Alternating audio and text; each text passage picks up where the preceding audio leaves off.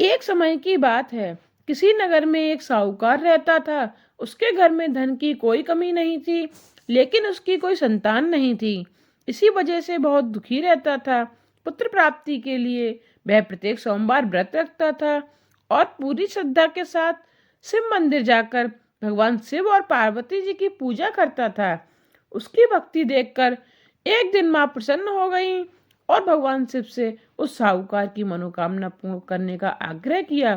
पार्वती जी की इच्छा सुनकर भगवान शिव ने कहा, हे पार्वती, इस संसार में हर प्राणी को उसके कर्मों का फल मिलता है। जिसके भाग्य में जो होता है उसे भोगना ही पड़ता है। लेकिन पार्वती जी ने साहूकार की भक्ति का मान रखने के लिए उसकी मनोकामना पूर्ण करने की इच्छा जताई। माता पार्वती के आग्रह पर शिवजी ने साहूकार को पुत्र प्राप्ति का वरदान तो दिया, लेकिन साथ ही यह भी कहा कि उसके बालक की आयु केवल 12 बरस होगी। माता पार्वती और भगवान शिव की बातचीत को साहूकार सुन रहा था। उससे से ना तो इस बात की खुशी हुई और ना ही दुख हुआ। वह पहले की भांति शिव जी की पूजा करता रहा। कुछ समय के बाद साहूकार के घर में एक पुत्र का जन्म हुआ।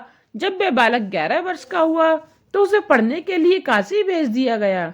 साहूकार के पुत्र के मामा को बुलाकर उसे बहुत सारा धन दिया और कहा, तुम इस बालक को काशी विद्या प्राप्ति के लिए ले जाओ और मार्ग में यज्ञ करना। जहाँ भी यज्ञ कराओ वहां ब्राह्मणों को भोजन कराते और दक्षिणा देते हुए जाना। दोनों मामा भांजे इसी तरह यज्ञ कराते और ब्राह्मणों को दक्षिणा देते काशी की ओर चल पड़े। रात में एक नगर पड़ा जहाँ नगर के राजा की कन्या का विवाह था, लेकिन जिस राजकुमार से उसका विवाह होने वाला था वह एक आंख से काना था। राजकुमार के पिता ने अपने पुत्र के काना होने की बात छुपाने के लिए एक चाल सोची। साहूकार के पुत्र को देखकर उसके मन में एक विचार आया। उसने सोचा, क्यों ना इस लड़के को दूल्हा बनाकर राजकुमारी से विवाह करा दूं। विवाह के बाद इसको धन देकर विदा कर दूंगा और राजकुमारी को अपने नगर ले जाऊंगा।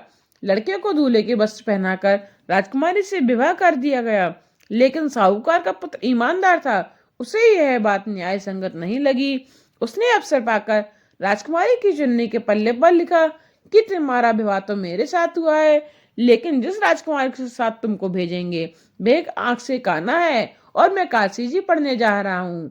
जब राजकुमारी ने चुन्नी पर लिखी बातें पढ़ी तो उसने अपने माता पिता को यह बात बताई। राजा ने अपनी पुत्री को विदा नहीं किया, जिससे बारात वापस चली गई। दूसरी ओर साहूकार का लड़का और उसका मामा काशी पहुंचे और वहां जाकर उन्होंने यज्ञ किया। जिस दिन लड़के की आयु 12 साल की हो गई उस दिन उन्होंने यज्ञ रखा। लड़के ने अपने मामा से कहा कि मामा जी, मेरी तबीयत कुछ ठीक नहीं है। मामा ने कहा, तुम अंदर जाकर सो जाओ। शिवजी के वरदान अनुसार कुछ ही देर में उस बालक के प्राण निकल गए। मृत भांजे को देख उसके मामा ने विलाप शुरू किया। संयोग बस उसी समय से पार्वती उधर से जा रहे थे। पार्वती ने भगवान से कहा, स्वामी, मुझे इसके रोने का स्वर सहन नहीं हो रहा है। आप इस व्यक्ति के कष्ट को अवश्य दूर करें। जब शिवजी मृत बालक के समीप गए तो वह बोले, यह उसी साहूकार का पुत्र है जिसे मैंने 12 वर्ष की आयु का वरदान दिया था। अब इसकी आयु पूरी हो चुकी है। लेकिन मातृभाव से विभोर माता पार्वती ने कहा, हे महादेव, आप इस बालक को और आयु देने की कृपा करें, अन्यथा इसके वियोग में इसके माता पिता भी तड़प तड़प कर मर जाएंगे। माता पार्वती के आग्रह पर भगवान शिव ने उस लड़के को जीवित होने का वरदान दिया।